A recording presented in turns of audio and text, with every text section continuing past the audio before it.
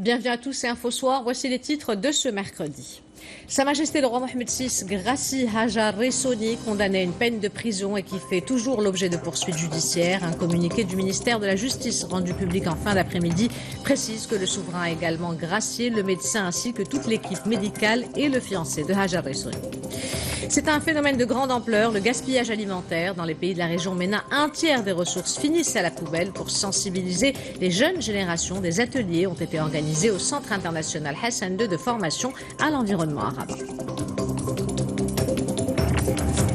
Nous reviendrons également sur ce drame qui a secoué ce week-end le quartier Annecy à Casablanca. Les habitants tentent toujours de comprendre et de trouver des réponses pour ce qui s'est passé. Une enquête concernant la mère de famille qui aurait jeté ses 3 enfants depuis le toit de l'immeuble a été ouverte. C'est une exposition qui met en exergue 13 siècles d'histoire à travers un voyage dans le temps alliant l'art, l'archéologie, l'architecture et l'anthropologie. Trésor de l'islam en Afrique de Tombouctou à Zanzibar, c'est à découvrir à la fin de cette édition. Madame, Monsieur, bonsoir. Soulagement et joie également après la grâce que Sa Majesté Mohamed VI a accordée à Hajar Ressoni, Mohamed Jamal Belqziz et l'équipe médicale qui avait été condamnée notamment pour avortement illégal, consentement à se faire avorter pour autrui et rapport sexuel hors mariage. Un communiqué du ministère de la Justice rendu public en fin d'après-midi précise que le souverain a accordé sa grâce à Hajar Ressoni, condamné à une peine de prison et qui fait toujours l'objet de poursuites judiciaires. C'est un geste de compassion et de clémence reconnu à Sa Majesté Mohamed VI, lequel a accordé cette grâce dans un souci de préserver l'avenir des 2 fiancés qui comptaient fonder une famille conformément aux préceptes religieux et à la loi, précise toujours le communiqué, malgré l'erreur qu'ils auraient commise et qui a conduit à cette poursuite judiciaire. Fin de citation. Sa Majesté le roi, je vous le disais, a également gracié le médecin ainsi que toute l'équipe médicale et le fiancé de Hajar Ressoni. Je vous rappelle que le tribunal de première instance de Rabat a rendu lundi 30 septembre son verdict dans l'affaire Hajar Ressoni, qui avait été condamné à 1 année de prison ferme assortie d'une amende de 500 dirhams, un verdict qui avait soulevé l'indignation.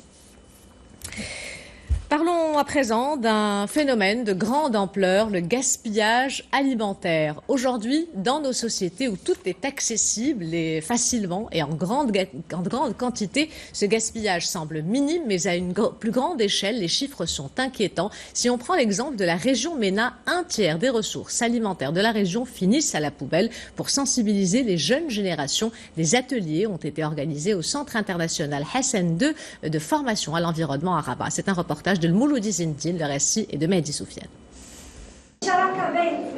Des ateliers pour apprendre aux plus jeunes à adopter les bonnes habitudes alimentaires.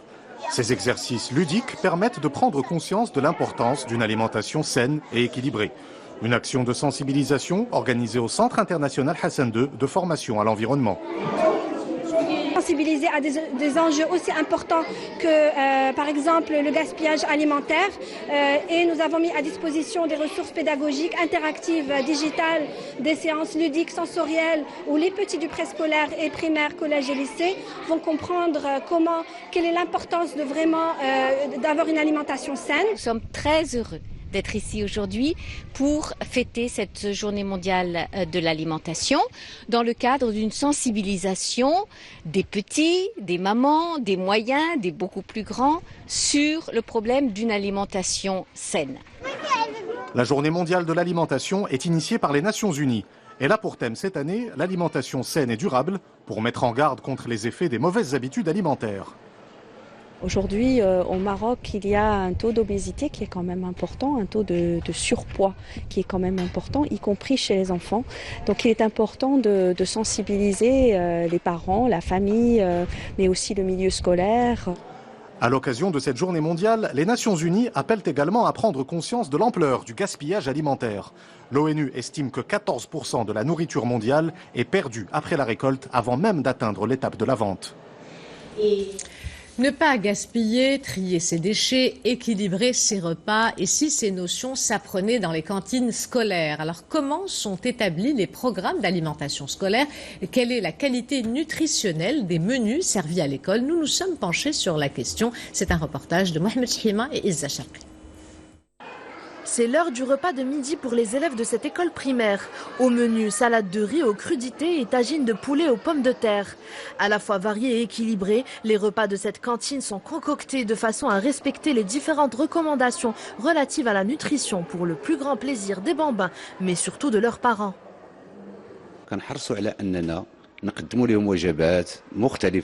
Il est primordial pour nous d'offrir aux élèves des repas diversifiés, équilibrés, mais aussi complémentaires.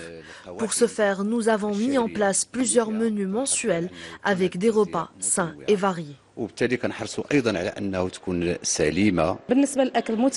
Les repas sont équilibrés, le menu que nous envoie l'école change toutes les semaines, la nourriture est saine. Selon les spécialistes, le repas du midi doit couvrir au moins 40% des besoins nutritionnels de l'enfant. Crudités, protéines, laitage et féculents, le repas doit lui apporter des éléments nutritionnels indispensables à sa croissance, sans pour autant être trop copieux afin d'éviter une somnolence ou une baisse de concentration.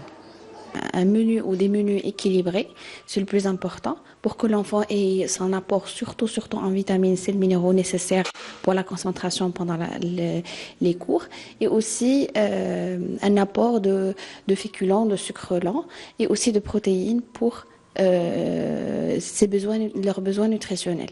Sauf qu'il faut éviter les repas copieux, surtout s'il s'agit du déjeuner, pour que l'enfant puisse se concentrer pour le cours de l'après-midi. La restauration scolaire joue également un rôle important dans l'éveil du goût chez les enfants et leur offre le moyen de mieux s'épanouir à travers ce qu'ils mangent. Nous ouvrons la page internationale avec le Liban qui pleure ses forêts réduites en cendres. Le pays fait face depuis lundi à des centaines d'incendies provoqués par une vague de chaleur. Les secours sont totalement débordés et les feux difficilement maîtrisables en raison des vents violents. Face à cette situation, écoles et universités ont été fermées. Les autorités ont demandé l'aide de pays voisins. Le point avec Mehdi Soufiane. Les efforts se poursuivent pour venir à bout des flammes.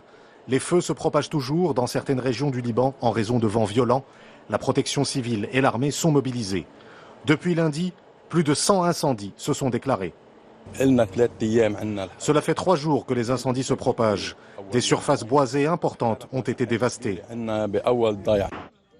La presse et la classe politique du Liban décrivent une véritable catastrophe écologique au pays du Cèdre.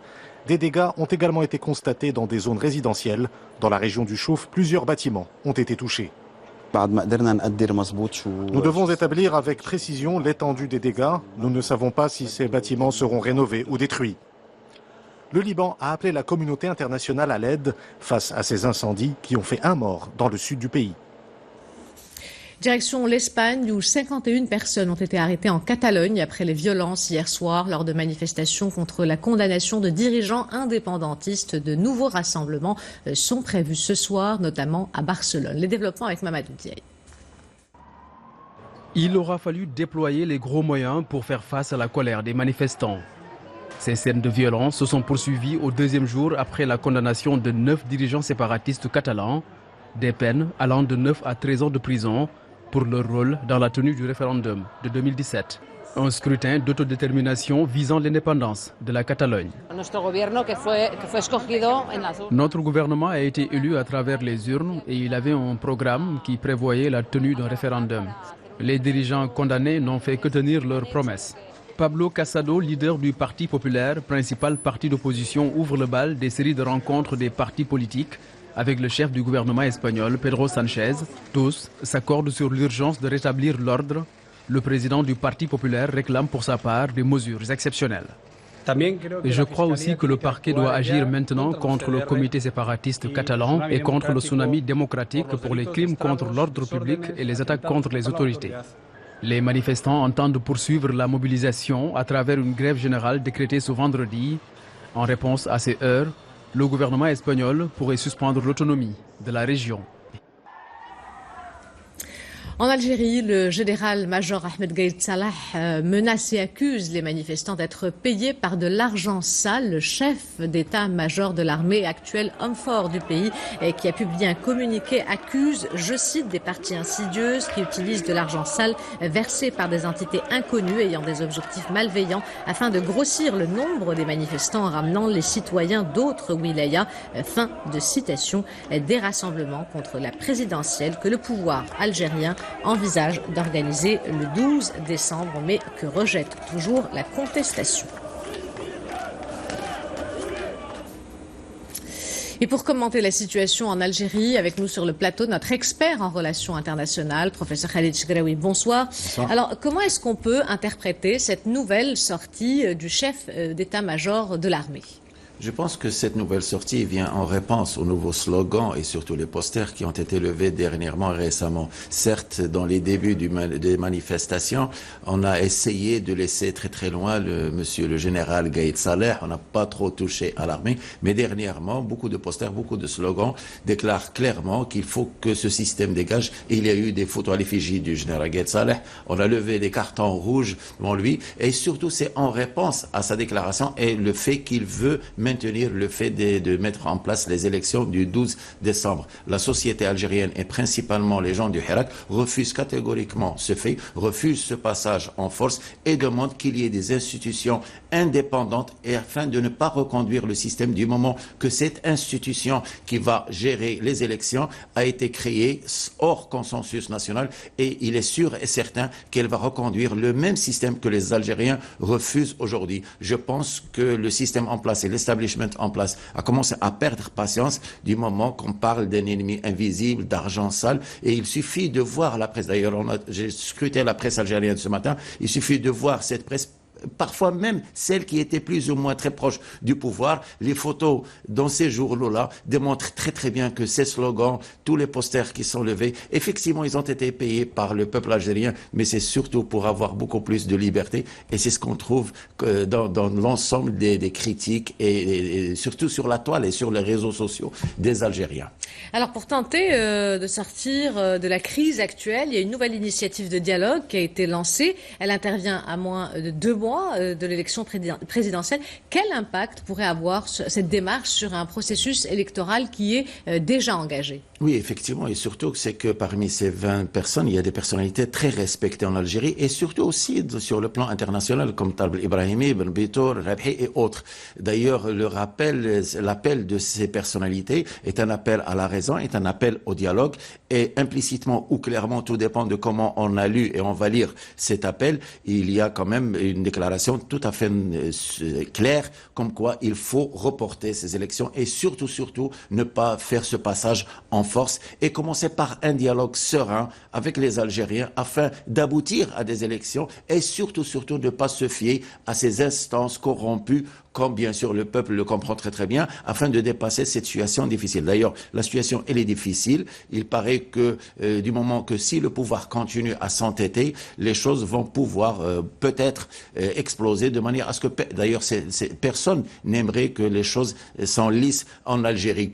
L'appel est un appel de raison et mais le problème c'est que jusqu'à aujourd'hui, on ne sait pas si le pouvoir en place va entendre raison et revenir à la raison et surtout discuter avec la rue et surtout que la rue en place et il y a des personnalités qui sont prêtes à être les médiateurs afin de trouver une solution politiquement négociée et acceptée par tous. Professeur Khalid Chegraoui, merci pour cet éclairage.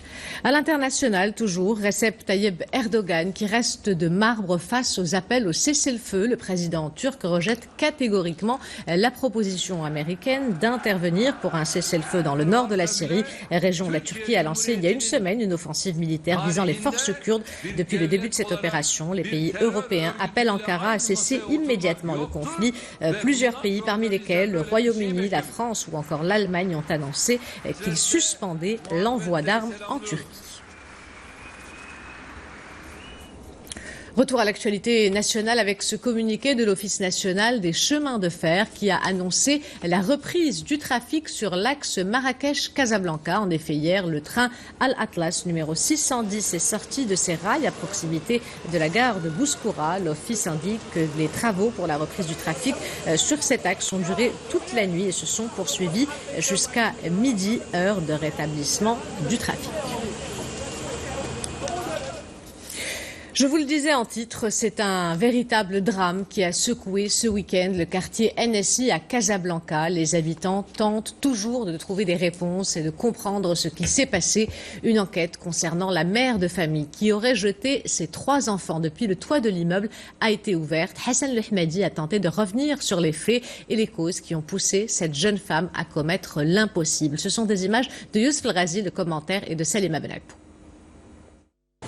Les habitants du quartier NSI sont toujours dans l'incompréhension, 5 jours après le drame. Ils se demandent comment leur voisine, une vingtenaire mère de famille, a priori sans histoire, a pu jeter depuis le toit de leur résidence ses 3 enfants de 1, 6 et 8 ans. Seule la jeune femme détient les réponses, seule elle pourra nous dire ce qui s'est véritablement passé et pourquoi est-ce qu'elle est passée à l'acte. Je ne comprends pas, c'est une dame très gentille, respectueuse, son époux l'est également.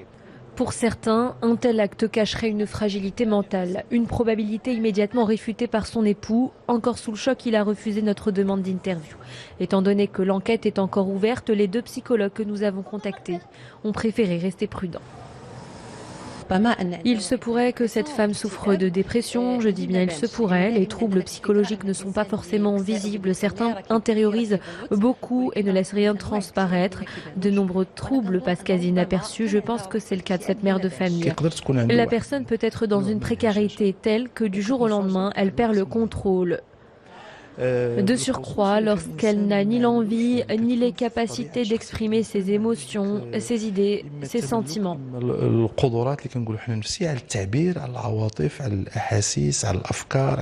L'état de santé de l'aîné et du cadet est stable, d'après les médecins. Le petit dernier, âgé de 1 an, souffrirait de lésions cérébrales. Une expertise médicale pour évaluer la santé mentale de la jeune femme a d'ores et déjà été demandée. Troubles psychologiques ou tentative d'assassinat, l'enquête le dira. C'est une rencontre qui a réuni 500 participants issus d'une quarantaine de pays particulièrement africains. La ville de Fès a abrité le premier symposium régional des juges africaines. L'événement a pour objectif de créer des passerelles d'échange et de consultation. Les participants ont salué l'expérience du royaume dans le domaine. Au Maroc, 25% des juges sont des femmes. Reportage Ala Eddin Lahmini et Sarah Jabri. Valoriser l'image de la femme juge et promouvoir ses droits, c'est dans cette perspective que s'est tenu à Fès le premier symposium régional des juges africaines. Un événement qui se veut être une plateforme continentale pour un échange de compétences et d'expériences. En organisant cette rencontre, le Conseil supérieur du pouvoir judiciaire réitère le rôle essentiel que joue la femme dans la cartographie judiciaire.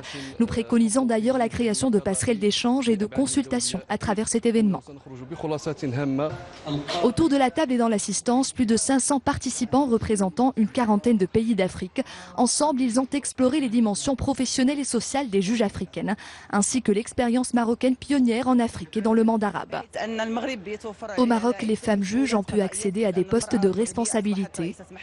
Elles ont d'ailleurs toutes les qualités nécessaires pour assumer toutes les responsabilités au sein du système judiciaire national.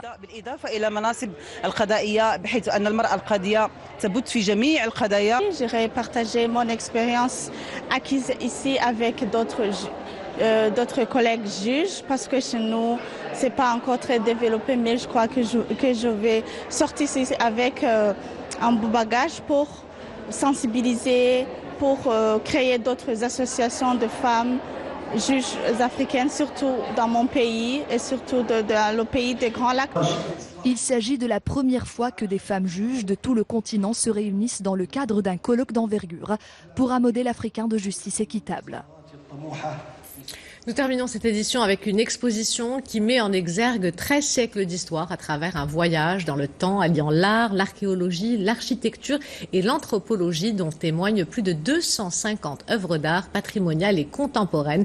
Trésor de l'islam en Afrique de Tombouctou à Zanzibar, c'est à découvrir dans 3 espaces culturels de la capitale, au musée Mohamed VI d'art contemporain, dans les galeries Bab el-Rouah et Bab el-Kbir. Reportage Mrima Mellal et Mustafa Saïdouni, le récit est de Samia Halis. Une exposition qui remonte le cours de l'histoire. 13 siècles de voyage dans le temps, sur la route de l'art, de l'archéologie, de l'architecture et l'ethnographie. 250 œuvres construites autour des liens étroits tissés entre le monde arabo-musulman et l'Afrique subsaharienne. Trésor de l'islam en Afrique, de Tombouctou à Zanzibar, a d'abord transité à l'Institut du monde arabe en 2017. Et L'exposition qu'on a présentée donc il y a 3 ans à Paris et qu'on a totalement repensée pour le Maroc parce qu'il est extrêmement important de pouvoir proposer une autre exposition au public marocain et qui aussi montre et met en avant vraiment le rôle central du Maroc dans ces échanges culturels. L'exposition s'étale sur 3 axes, les chemins de l'islam, les gestes du sacré et les arts de l'islam au sud du Sahara. Le visiteur est ensuite plongé dans un trésor de cultures diverses qui s'exprime aussi bien dans l'artisanat que dans les bijoux. L'exposition traverse les périodes qui vont du 8e au 20e siècle. Il y a également des œuvres artistiques picturales contemporaines. Et pour mieux comprendre le présent de l'Afrique, il faut en étudier l'histoire.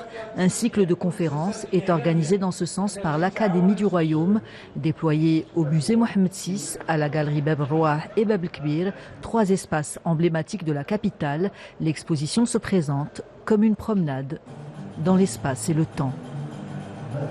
Avant de nous quitter, je vous rappelle l'une des principales informations de ce journal, soulagement et joie également après la grâce que Sa Majesté Mohamed VI a accordée à Hajar Ressouni, Mohamed Jamal Belqziz et l'équipe médicale qui avait été condamnée notamment pour avortement illégal, consentement à se faire avorter par autrui et rapport sexuel hors mariage. Un communiqué du ministère de la Justice rendu public en fin d'après-midi précise que le souverain a accordé sa grâce à Hajar Ressouni, condamné à une peine de prison et qui fait toujours l'objet de poursuites judiciaires.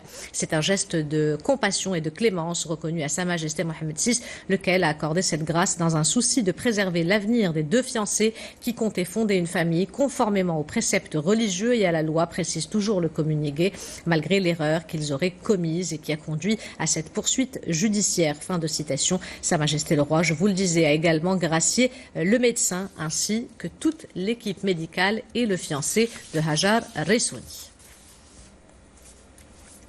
C'est la fin de cette édition. L'information se poursuit sur notre site 2m.ma et sur l'application My2M. Le prochain journal El Messaïa vous sera présenté par Hicham Gharfaoui. Quant à moi, j'aurai le plaisir de vous retrouver demain à 20h15. En attendant, portez-vous bien et excellente soirée à tous.